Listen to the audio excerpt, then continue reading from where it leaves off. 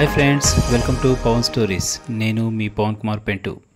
Thursday సత్యమేవ జయతకు స్వాగతం. హీరో కావడం అంటే ఎవరికి ఇష్టం ఉండదు, అందరికీ హీరో కావాలనే ఉంటుంది. మరి ఒక్కసారి 50 నుంచి 100 మందిని చంపేసేస్తే హీరో అయిపోతామా? కాదు కదూ.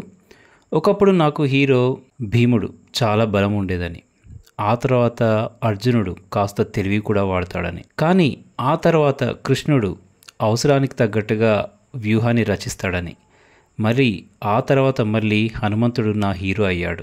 చెప్పిన పని చేసేవాడు, టక్కుమని ఎక్కడ ఎప్పుడు ఎలా ఉండాలో హనుమంతునికి తెలిసినట్టుగా ఎవరికీ తెలియదు.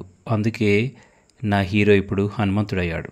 అలాంటి మన ఇండియన్ హీరో గురించి ఈరోజు మన కథనం. చెప్తే నమ్మరు కానీ ఇతని గురించి విన్నాక తను ఇక మీద అందరికీ హీరో అయిపోతాడు. అతని గురించి వినేద్దాం.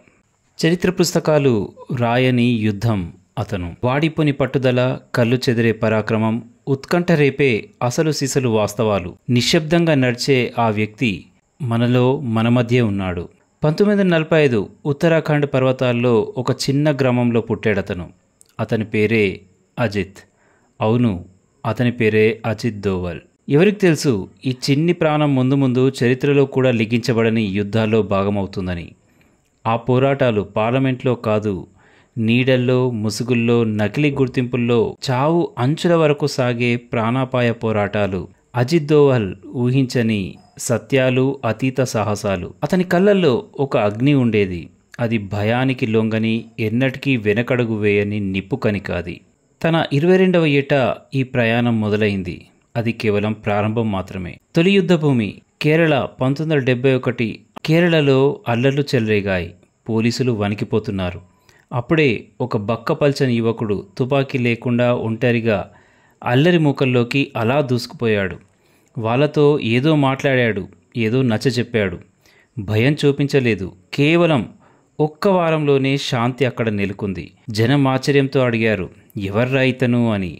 ఒక వ్యక్తి గుసగుసగా చెప్పాడు, ఆ పేరు గుర్తుపెట్టుకోండి, అతనే అజిత్ దోవల్ అని. రెండవది, మిజోరాంలో తిరుగుబాటుదారులు ఒక పెద్ద ఉద్యమం చేస్తున్నారు.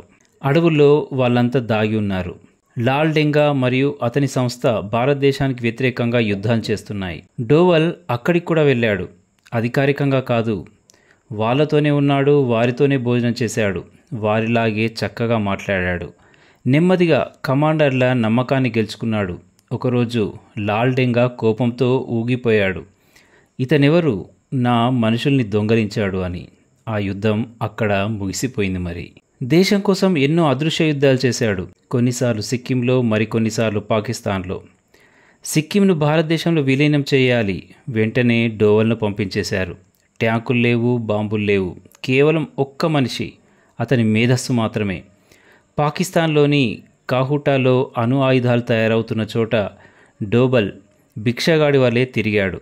నాయి దుకాణాల నుంచి వెంట్రుకలను సేకరించాడు. 2 సార్లు చావు అంచుల వరకు వెళ్ళి ప్రాణాలతో భయపడ్డాడు. శాటిలైట్ల ద్వారా కూడా లభించని సమాచారాన్ని భారతదేశానికి అందించాడు. 1988 అమృత్సర్ స్వర్ణమందిరం. ఖలిస్తానీ ఉగ్రవాదులు లోపల దాగి ఉన్నారు. దోవల్ ఒక ముస్లింలాగా లోపలికి ప్రవేశించాడు. చక్కని ఉర్దూ మాట్లాడాడు. స్నేహం చేశాడు, నమ్మకాన్ని గెలుచుకున్నాడు. ఆ పైన సర్జికల్ ఆపరేషన్ చేయడానికి పూర్తి సమాచారాన్ని అందించేశాడు. చాలామంది ప్రాణాలు అక్కడ రక్షించబడ్డాయి. లోపల ఒక డోవల్ ఉన్నాడని ఎవ్వరికీ తెలీదు. 1999 కాందహార్ హైజాక్ చేయబడ్డ విమానం. 180 మంది భారతీయ బందీలు అందులో ఉన్నారు. దేశం మొత్తం స్తంభించిపోయిందప్పుడు. డోవల్ ఎయిర్పోర్ట్లో నిలబడి బేరం చేస్తున్నాడు. 3 ఉగ్రవాదుల్ని విడుదల చేయాల్సి వచ్చింది. కానీ ప్రతి ప్రయాణికుడు ప్రాణాలతో తిరిగి వచ్చేశాడు. ఆ తర్వాతే అతని పదవీ విరమణ జరిగింది. పదవీ విరమణ తర్వాత అందరూ విశ్రాంతి తీసుకుంటారు. కానీ డోవల్ అలా కాదు. వివేకానంద ఫౌండేషన్ను స్థాపించాడు. యువతను ఒక్కచోటికి చేర్చాడు. ఎన్నో నివేదికలు, నల్లధనంపై ఎన్నో పరిశోధనలు చేశాడు. దేశ విధానాలపై ఎంతో ఒత్తిడి కూడా తీసుకొచ్చాడు. 2014 అప్పుడే ఒక వీరుడు మన ప్రధానమంత్రి అయ్యాడు. అతనే నరేంద్ర మోడీ. ఆయన అధికారంలోకి రాగానే దోవల్కి ఒక ఫోన్ వెళ్ళింది. అతను గూఢచారి కాదు, అతను భారతదేశం యొక్క ఒక వ్యూహం, భారతదేశ అదృశ్య రక్షకుడు అతను.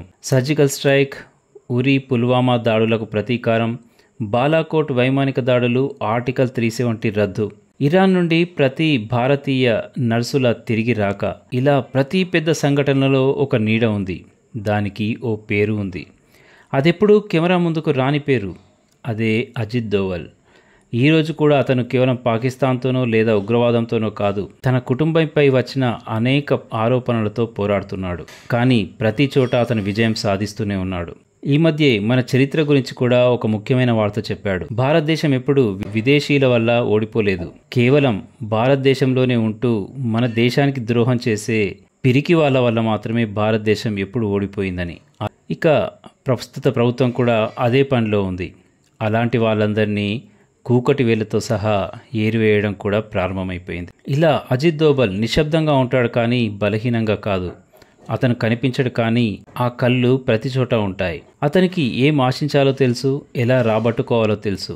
మొత్తానికి భారతదేశాన్ని సగర్వంగా తలెత్తుకునేలా చేయడం కోసం పనిచేసే ఒక సైనికుడు అజిత్ దోవల్. మన పిల్లలకు చెప్పాలి ఇలాంటి వ్యక్తుల యొక్క పాఠాలని, మన పిల్లలకు నేర్పాలి ఇలాంటి అసలైన చరిత్రను. అజిత్ దోవల్, నీకు మా తరపున ఒక పెద్ద సెల్యూట్. ఇదండి ఈరోజు కథనం. నచ్చితే ఓ లైక్, వీలైతే చిన్న కామెంట్, సబ్స్క్రైబ్ అస్సలు మరవకండి.